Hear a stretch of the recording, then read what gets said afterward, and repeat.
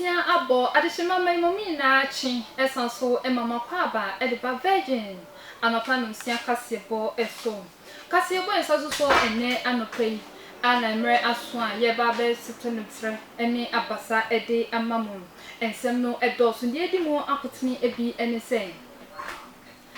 enchi bia na NDC amanyuko no ede dwumedi bi hihye so ana edi endaso ene virgin night yo cha wono mo ehihye ede hihye so se de be ya na wono mo ede be kai omampanyi dada Jerry John Rollins ewo ni wu a wawu no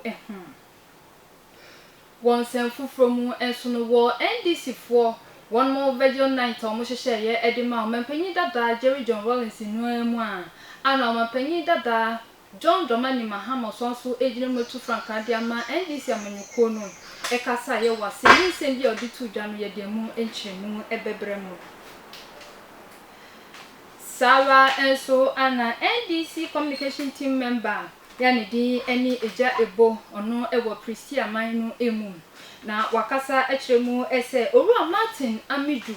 ya babeto just odin dibre ato holum se special prosecutor no wakasa ede afa ho se yanhwe ye pa dia betimi aha afepinu ni adwenu abato ye kwakoto no emu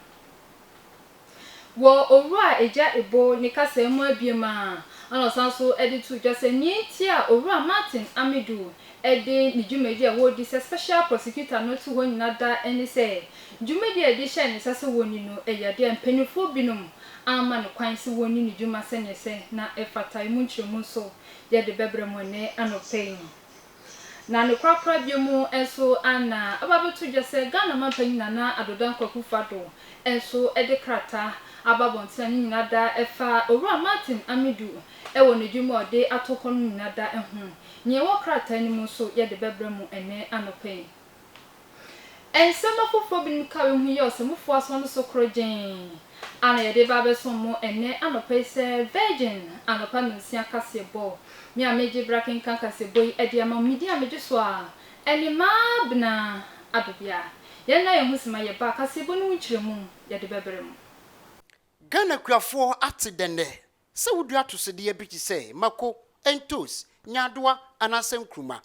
ebimpa na odoba nchifuo bode bayire ene mfude nyina kokofo yenyimu frim emme ene bibia mudua mo sase so no First Village Group Limited aba abesomu ne nyina ne se eba seedlings aba pa edidua cabbage onion carrot pepper bibia won sabetima kan bi eno so danchen ya abefo kwan fa so dua ne yema na atim aso na from there furniture First Village Company Limited ye kira kwan ye wo nsawa main station asam den se enye no ban won yema nko a ekoba warranty boot machine se display koko e display ne yema nyina won sabetimi aka bi eno so da ho a eba emowa ho so ayenya enro hudo de boma emowa enyini from ne nyina won sabetimi aka bi wo ho obetimi afre open kese e 0244 694631 0244 694631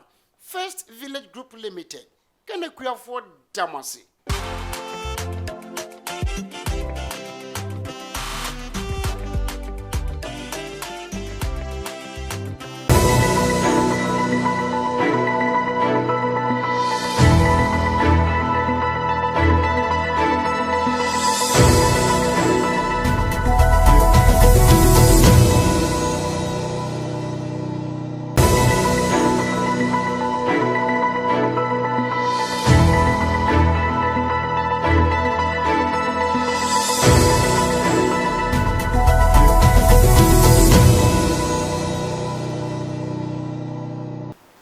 ebusia fa esanso makwa babiem ede bakasebo no eso na ye hye kasebo no asedia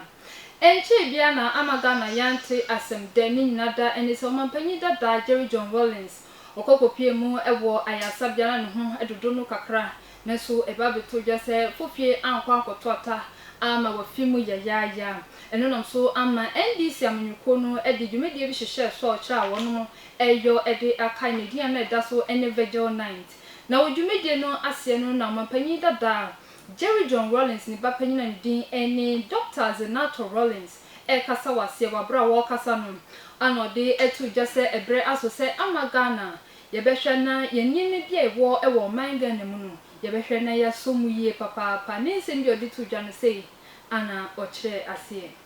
Most of the previous speakers have spoken about the values and principles that my father lived by. Values and principles which, within his power, he did everything to instill within the government that he led. An inclusive one, which even before the era of constitutional rule, understood the value of everybody's opinion being part of decision making. As we stand here today to honor his memory, I will leave you with a quote from my father. We often get lost in the games of politics and often forget our North Star should be our principles, values, and kindness to one another. We often get lost in the games of politics and often forget that our North Star should be our principles, values, and kindness to one another. In many ways, this is summed up by the Golden Rule, that we treat each other as we would love to be treated. I pray that as we enter this period towards the election on the 7th of December, that we let these values live within us and we absolutely protect what we have as a nation, because that is how we will honor his memory. Awusia ye to akase bono eso na wodwumedi a NDC amanyuko no de hye so ya wono macha wode kai omampanyi dada Jerry John Rawlings nemu ana omampanyi dada John Dramani Mahama no so ejina motu Frankadiama NDC amanyuko no kasa ye wase na wabra wode nsem etu dwanom ano kiremu esen na beje cha wapa ne sisie ya se ono enka no ho na afimpinu ne edunu abato no wono mo enka ho no mo enkonko gina no eyade omampanyi dada Jerry John Rawlings enebo maami Jane Nana Opoku Ajimayedin se onfa no isan se emma de se ba no se yemu akonta ana bo se yenni bibiso aya na emma ye ya de kakra nti ochira omampanyi dada Jerry John Rawlings ana ebo na chidom se onyi maami Jane Nana Opoku Ajimay. One of my recent experiences was in the choice of our running mate.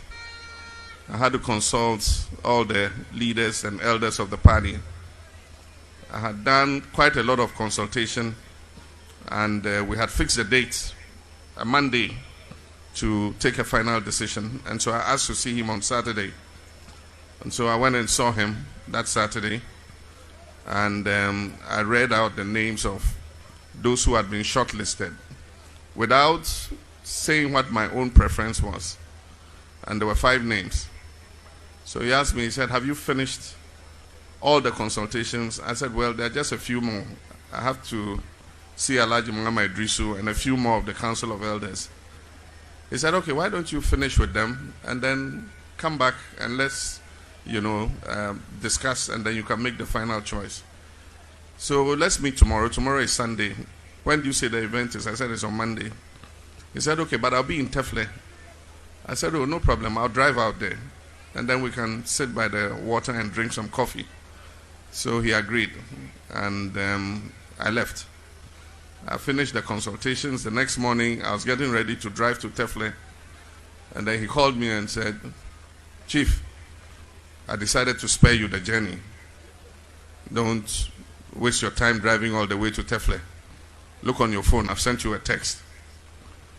And he went off the line. So I checked my phone. And he said, you didn't tell me your choice. But I knew that your choice was Professor Nana Jane Opoku Ajiman.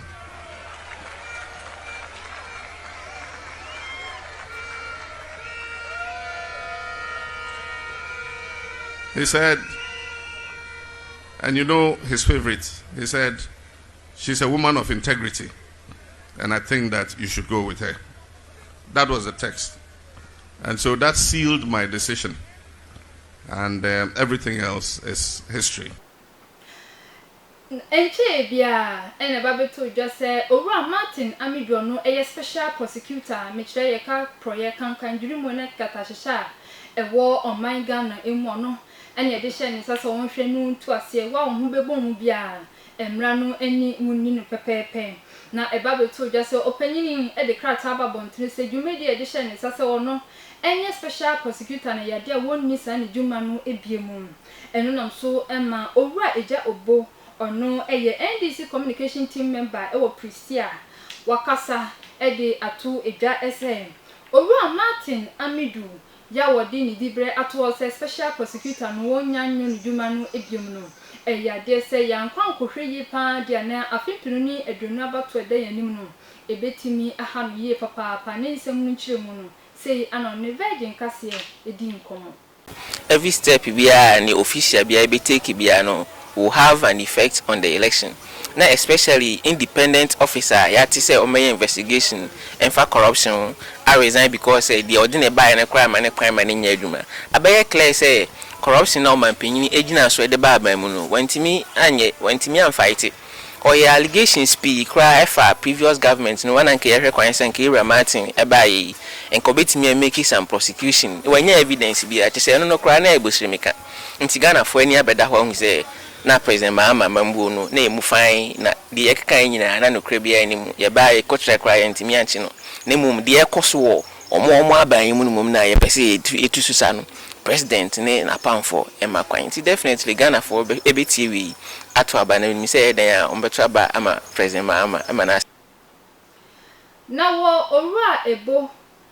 kasa emu abiema wabra no ne virgin kase atwetwe nkomo no anosan so editu dwabiemu esen owura Martin Amidu ya babetu dwa so de krata ba bontini se special prosecutor ye no ene se wonhwe na keta hye proye wimu ne kankan wontu ase e wo man Ghana emu no odi ni dibre ato se onni ni dwuma no ebiemu eno ena eja obo kasa e wo ho anodi etu dwa se opani dwumedi e de hye ne sase wonni e wo man Ghana emu no yade se na empanifo bi ehhehye ase a na wo kira won mo ama opani kwan si wonni ni nyuma e wo man Ghana mu se ne se na efata ni nyina so no bi eni intia our resign no ankasa state or krata wa hwe ni mu e de ato abonten a onam suma our resign no ba to hwe mu an sem no kra do so sen de odi aba abonten no me kai se mre bi ye se galamsey issue a ye koye investigation bi fa chas bisi hu a office western region special prosecutor SIS so your investigation terminal na president eba appointing ebe clear chas bisi eno ne eba ko na isi ano we no so me ati say anytime we make attempt to investigate on any corruption allegation via for presidents and any ministers and any family for no na or prevent it but office no see yet ni say nipa na o metina mu enka o meye independent obi a intimate by isi na for president professor Oche Ira Martin onye titru say nsem no efa na aban no ho a nti ono so obi a opese o protecting integrity nti on fa no ho nkofore the best na ne say obetina in China afi president ape obi a odine besi wo na wa pipia no manaye de ope nti odisi ebusa for ye to akase bono eso na wo owura Martin Amidu ya ye boni di so no na enye special prosecutor ema oman Ghana onhwe na corruption ye wo oman Ghana mu no asie entuni mu a ana eye Ghana mampanyi na adodan kwakufado no so ne saka ne krata ya owura Martin Amidu etroye de koma no ebi na wo abra Ghana mampanyi na adodan kwakufado ensaka ya pe ana no so de ne krata enso eba abonten nyina da ene se asema owura Martin Amidu de ababeto honom se special prosecutor dumedi e de hye se wonya eni biom no yade wo so mu ye papa na emom no odana sese dumedi o de hye ne sa no wotimi edi so ehwe ye manyema ekoso toten na woni kasa emu abiema ana sanso editu dwese odana si ye pa esan se enye ni pe nyina ne beye san eni di mpo de ma no eji se dibreyi etum no odana si ye papa krata so ya Ghana mampanyi na adodan kwakufado de ba abontene eno no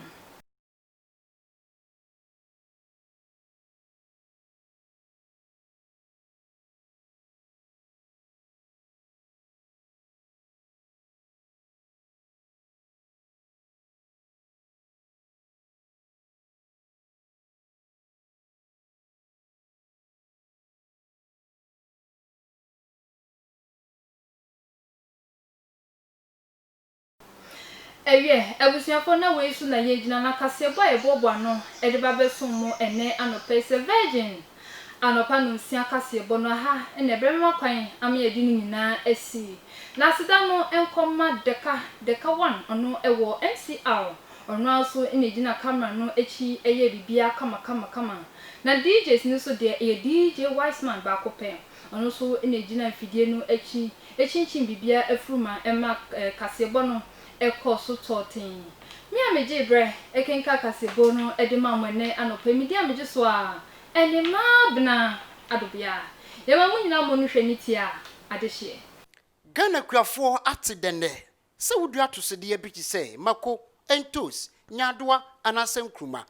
ebimpo a na odobanchifuo bode bayire ene mfudie nyina kokofo yenyimu mfrim emme ene bibia mudua mo sase so no First Village Group Limited aba abesomu ne nyina ne se eba seedlings aba pa edidua cabbage onion carrot pepper bibia wonsa betima kan bi eno so danchen ya abefo kwan fa so dua ne yema na atim aso na from there furniture First Village Company Limited ye kira kwan ye wo nsawa main station asam den se enye no ban wo ne manko a ekoba warranty boot machi se display koko e display ne manyina wonsa betimi aka bi eno so da ho a eba emowa ho so ayenya enro hodo de boma emowa enyini from